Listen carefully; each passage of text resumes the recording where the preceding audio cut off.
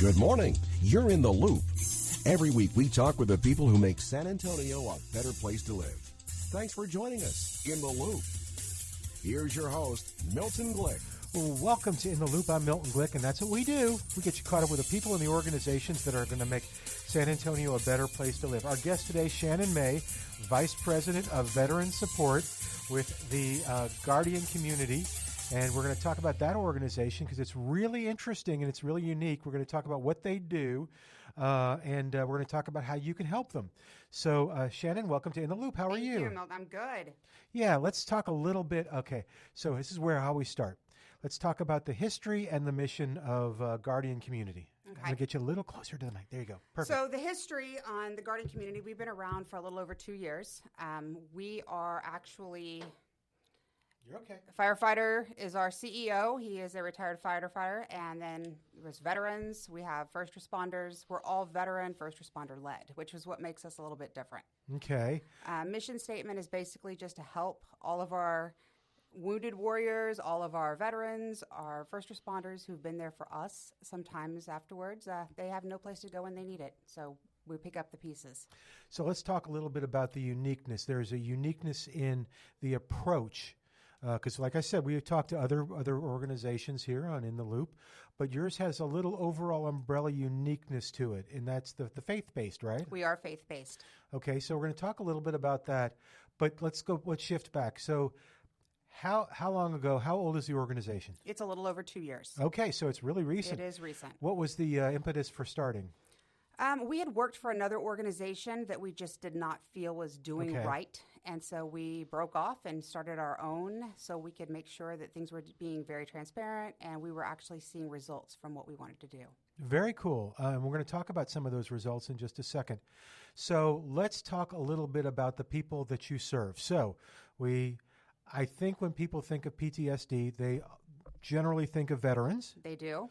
But you mentioned first responders. Talk a little bit about that. So I think people don't understand that first responders are probably even more so with PTSD. Reason being is they get put in situations. They go into a shooting. They go into a fire.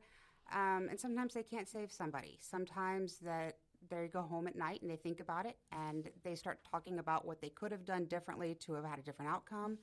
And it really gets to them. There's children that have been shot. They can't save.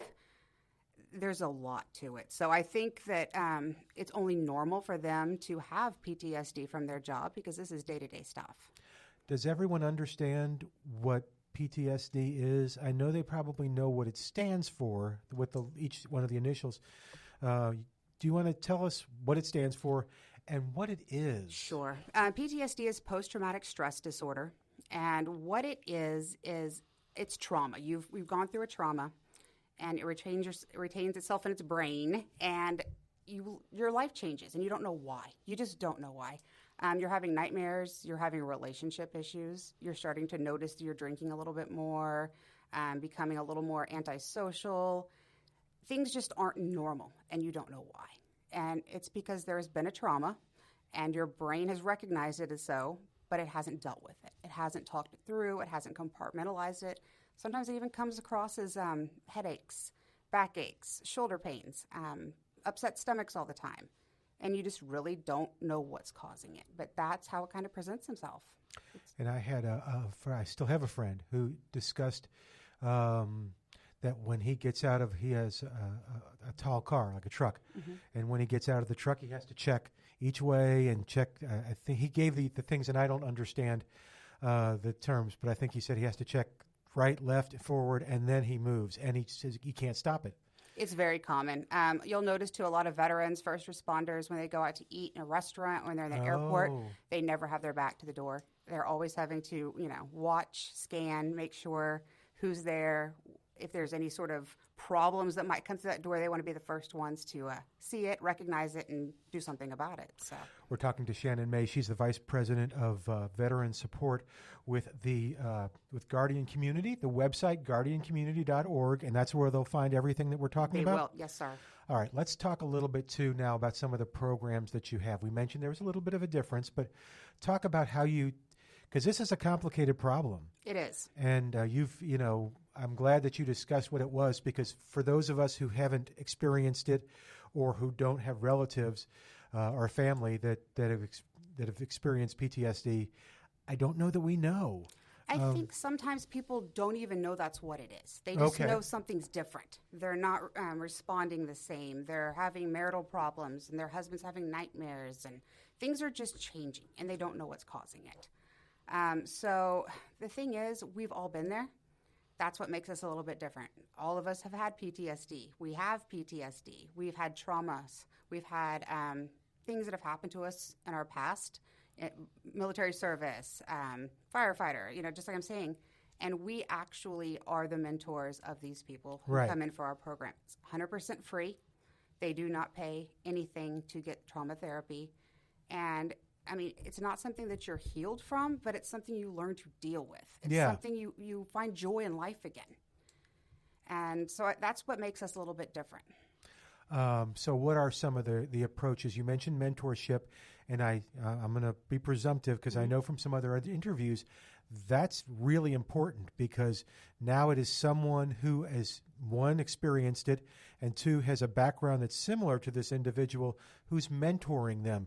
So they can't say, well, you don't understand what I'm going through, because they do. Is that fair? It's very fair. I will say that my father was a Vietnam vet. He had some stuff going on in his head that I didn't really understand when Iraq happened. Some triggers. Started acting a little bit different. Went to the VA. They just gave him medicine, sent him home, and we thought everything was fine.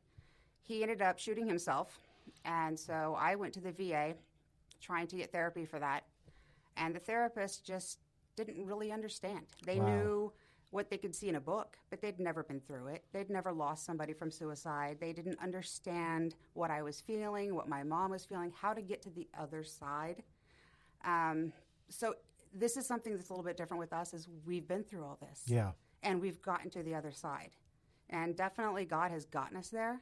I do believe that that's why my dad did commit suicide, even though it's horrible and terrible. I believe God had a bigger plan, and I needed to feel that. I needed to understand that so I can help others not go through that. Yeah, well, I'm going to use that as a segue. Talk about the faith-based part of it and what a difference it makes. So I will tell you that you do not have to be a believer. Right.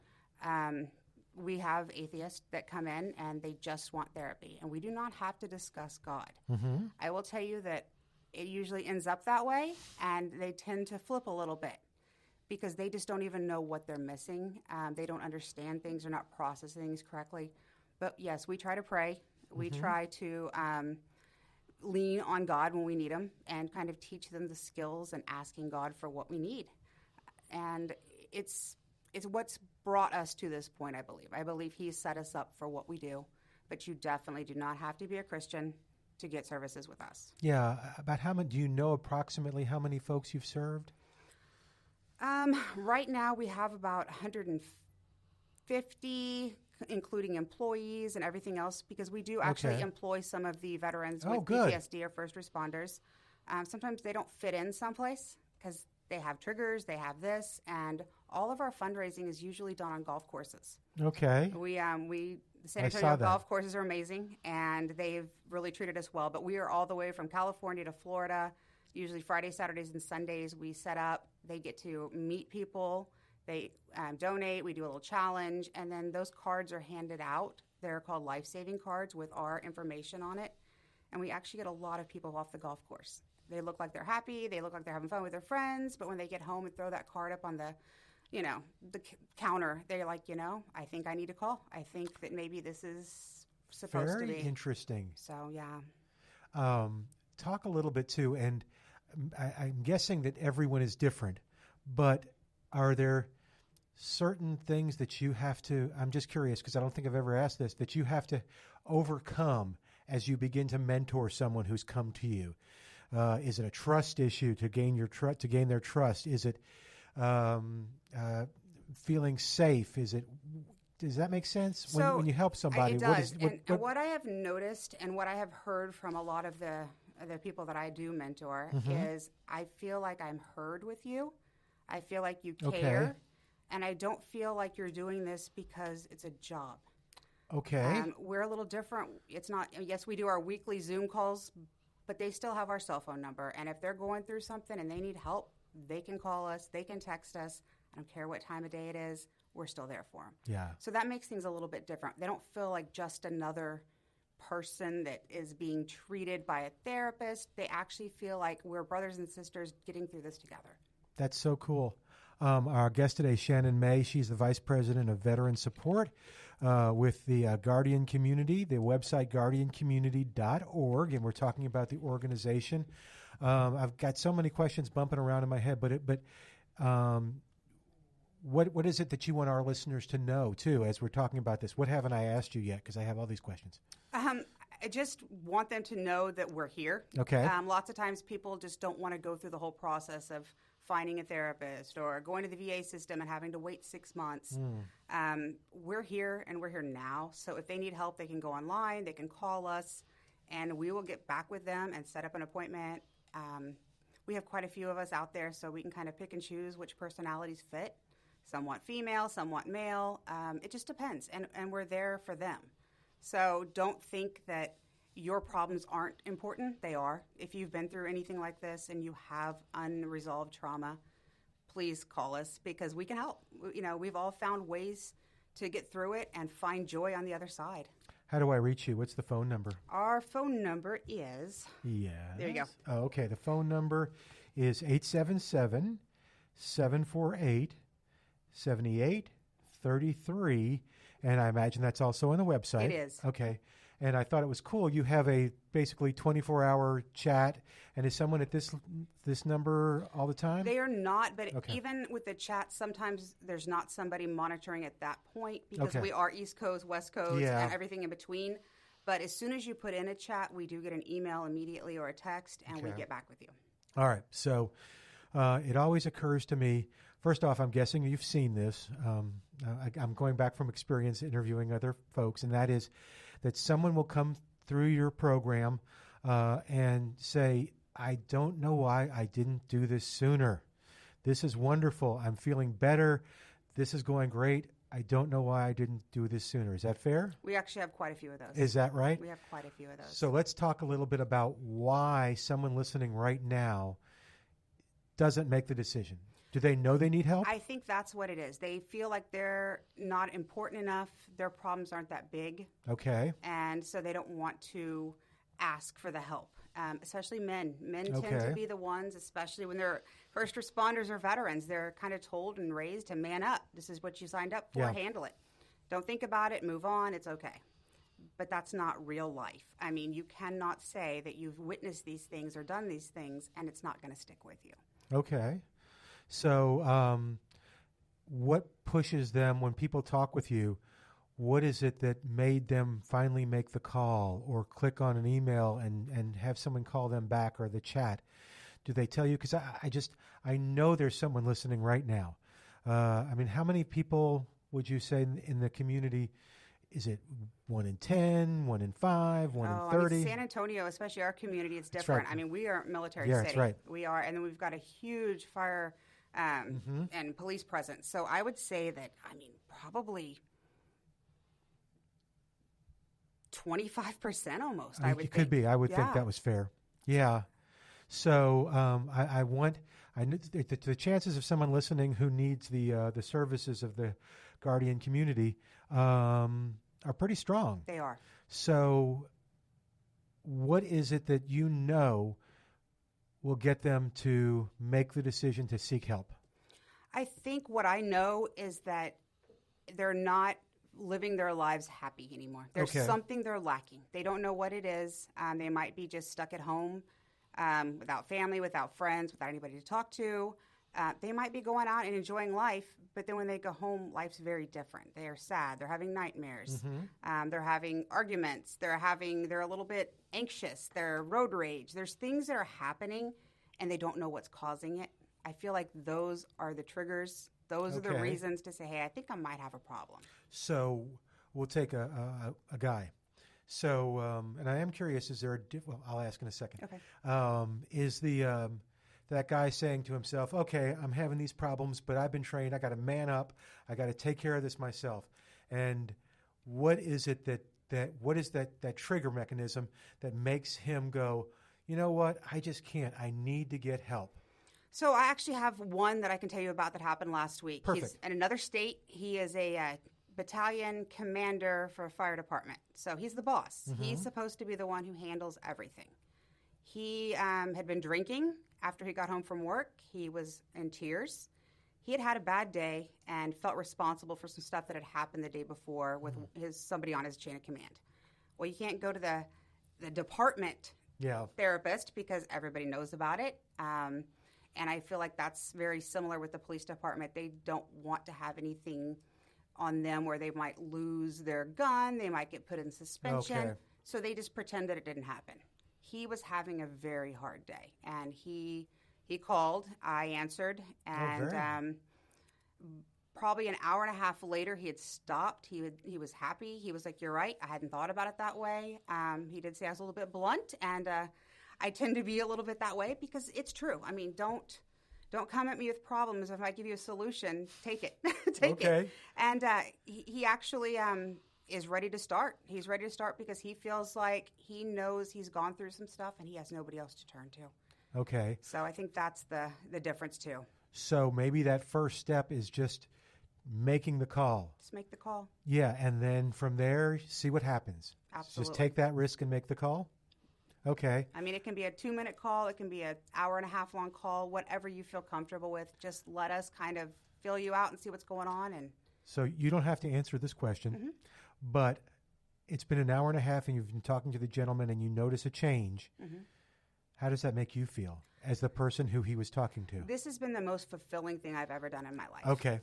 I will can tell see you that. Yeah. It's something that I actually was planning on retiring a couple years, and my kids are all off and out of the house, and I was just going to enjoy my retirement, and that's not happened. And it's okay because I actually feel that I'm making a difference in somebody's life, and that to me is worth everything. Okay. That's very cool. I am curious, too. You mentioned what men go through. So you said especially men. So you're a woman. I am. Yes, you are. What do women, how do they justify not calling? I think women are more prone to call, to tell you the truth. Okay, that's interesting. Yeah. Another thing we do, speaking of women, is we do spouses of military. Okay, and I'm curious about that too. Because lots of times they need the support as well. They're having to be the one in the house living with this person with PTSD. So we definitely do treat them as well. Okay. But women tend to be a little more in touch with their feelings. They know that they're having a problem. They try to get help. And men, I think it's just been a different in raising and upbringing that they're told, man up, you're fine. Got to be tough. Got to be tough. Especially throw some dirt on it, you're good. Especially if you're in the military or if you're a first responder, you really have to be tough. Yes. But that's not the case. Not always the case. Yeah. Okay, so and you can still be tough and have problems. Yeah. That's okay. Okay, good. I actually think it's a stronger person that can ask for the help that they need to change their life. I like that. So you are being tough by asking for help. You are being stronger. Oh, that's a great take on that. That's because it makes perfect sense. Talking to Shannon May, who is the Vice President of Veteran Support with Guardian Community, the website guardiancommunity.org, and the phone number, if you want to call, 877-748-7833. But that's on the website. Just Google Guardian Community, and you will find it. And this is exciting. We still have plenty of time left. I want to get into some other issues. Are there any issues that kind of have popped up in your head before I go on? I just want to make sure we're covering everything. I think we're doing good. All right. So do you have another success story? And maybe, I tell you what, we'll go two ways. Okay. Let's talk about an individual who went through the program, and then we'll talk about the family, because I don't know, you mentioned that, and that's great, but I don't know if people really appreciate, maybe we'll do that first, that this has a huge impact on the family and probably not something that the person who's going through PTSD wants to have happen to their family and doesn't want them to suffer, but it does have a big impact. Is that absolutely accurate? does. Okay. It does. What kind of impact? Relationship issues, huge. Okay. All of a sudden, your husband's waking up in the middle of the night, beating the pillows up, yelling, screaming. It's very common. He's having nightmares. And then he's just angry. He's just angry, gets upset about little things that weren't normally him before. Right. You see a change. Okay. So you still love them. You still want to be there, be their support system, but it's hard. You don't understand how to help them. It's different. So sometimes just having somebody to talk to explain, hey, have you tried saying this? Have you tried doing that? Like, how are you feeling? What are you doing for yourself for self-care? Like, how do we get you through this? I actually have a lady here in Texas, too, and her husband are both veterans. Mm-hmm. She has a baby and a 2-year-old, and he has PTSD, refuses to admit that it's him. It's not me. And she actually left him this year, and she is raising her children by herself. She's starting college. She's changing her whole life because she knew that nothing she said or did to him was going to make a difference. Yeah. That's on him. It's just sad. Yeah, it's sad. But it is. It's sad, but she had to protect herself. So we're there to kind of support her, getting her through all this. We've helped her get with the VA to get into college and start first person in her family to ever go to college. Her dad's dying now, and so we're helping her with the grief of that. So it's not just about this, it's about life. Yeah, okay. It's about life. And I mean, we have a hard time dealing sometimes. Yeah. We just need somebody to talk to. If someone is listening and you mentioned a spouse, so we'll keep it as a spouse because it could be a woman that's going through it. It could be a man. So the spouse. Absolutely. Do you help them to not only cope with it, but maybe I am sure they want to encourage their spouse who's going through this to seek help, but do you train them on how to seek help? We try to encourage them. We even say, hey, will he be on a call with you? Will she be on a call with you? Let us talk to him for a few minutes. Let's see what we can do. Oh, that's terrific. Sometimes they will. Sometimes they won't. Okay. But at least we give them the support and kind of some key items of maybe have you said this? Maybe have you done that? Things that might just help a little bit and make them understand what they're going through so where they can feel a little more empowered. Okay, that makes perfect sense. That's very interesting, too, because then, yes, they're empowered. And, two, I wonder if, and I'm just curious, if having that spouse, that family member on the phone with them gives them a bit of support. And maybe they learn something about what the whole bigger picture. Exactly. Yeah. Oh, that's fascinating. Talk a little bit about, again, if I haven't mentioned anything, you bring it up, but what can our listeners do to support your organization and help it out? It takes a lot of money to actually put one person through our GRP program. Okay. They do not pay a penny.